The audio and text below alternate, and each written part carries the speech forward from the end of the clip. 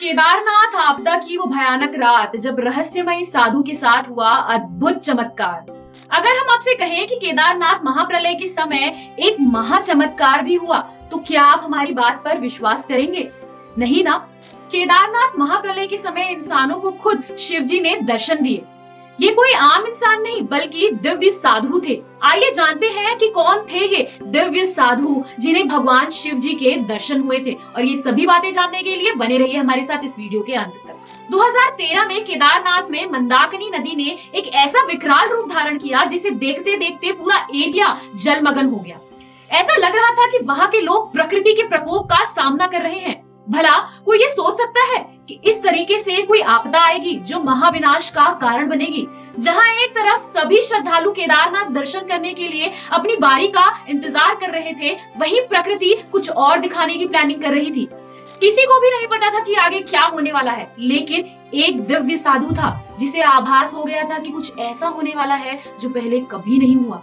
इस साधु ने पहले ही बता दिया था कि केदारनाथ में आज महाप्रलय होगा, लेकिन किसी ने भी इस साधु की बात नहीं मानी। तभी कुछ ऐसा हुआ जिसे देखकर सभी के होश उड़ गए। अचानक मंदाकिनी नदी पहाड़ों को चीरती हुई केदारनाथ धाम की तरफ बढ़ने लगी।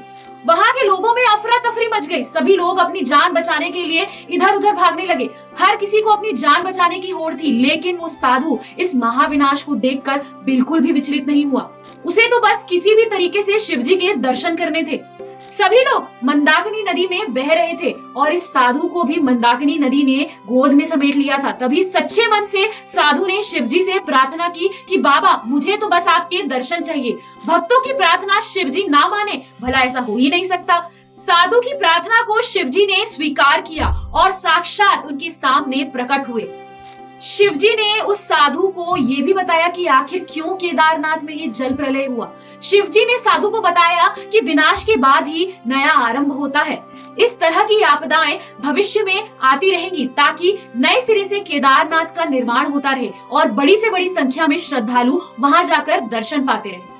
कहते हैं केदारनाथ में भगवान शिव स्वयं विराजमान है और महाप्रलय के दौरान जितने भी श्रद्धालुओं की मौत हुई, उन्हें खुद भगवान शिव ने अपनी शरण में ले लिया। उस साधु को दर्शन देकर और आपदा का कारण बताकर भगवान शिव जी वहाँ से अदृश्य हो गए और साधु भी अपना शरीर छोड़कर महादेव की शरण में चले गए। कुछ धार्मिक ग्रंथों में ये तर्क भी दिए जा रहे हैं कि काली माँ के रौद्र रूप की वजह से यहाँ पर महाप्रलय आया। कुछ लोग ऐसा भी मानते हैं कि अशुभ मुहूर्त में कपाट खोले गए थे, इसीलिए 2013 में महाप्रलय आया। कुछ विद्वान केदारनाथ में आई तबाही का कारण मानते हैं माँ गंगा के रौद्र रूप को, क्योंकि गंगा में लगातार बढ़ते प्रदूषण के कारण गंगा का धैर्य टूट गया, जिसकी वजह से केदारनाथ में भयंकर जल प्रलय आया। वहीं वैज्ञानिकों का मानना है कि ग्लेशियर पिघलने की वजह से पानी का बहाव बहुत तेज हुआ और ये त्रासदी के रूप में सामने आया।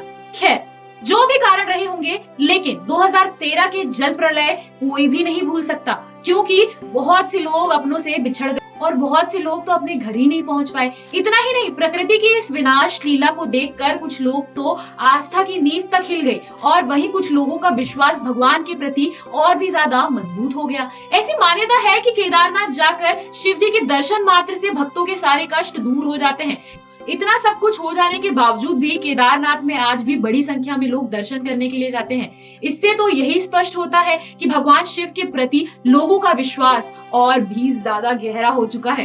केदारनाथ की भयानक त्रासदी के बारे में आप सभी अपने विचार हमें कमेंट बॉक्स पर जरूर शेयर कीजिएगा। वीडियो पसंद आई हो तो लाइक कीजिएगा और इस वीडियो की जानकारी सभी लोगों तक जरूर शेयर कीजिएगा। दोस्तों, यह वीडियो में दी गई सारी जानकारी हमने इंटरनेट के माध्यम से ली है। इसमें हमारा कोई भी हस्तक्षेप नहीं है। किसी की भी धार्मिक भावनाओं को ठेस पहुंचाना हमारा उद्देश्य बिल्कुल भी नहीं है। यह वीडियो केवल शैक्षिक उद्देश्य से आप सभी के एंटरटेनमेंट के लिए बनाया गया है। वीडियो को अंत तक देखने के लिए आप सभी का धन्यवाद। तो मिलते हैं अगले वीडियो में।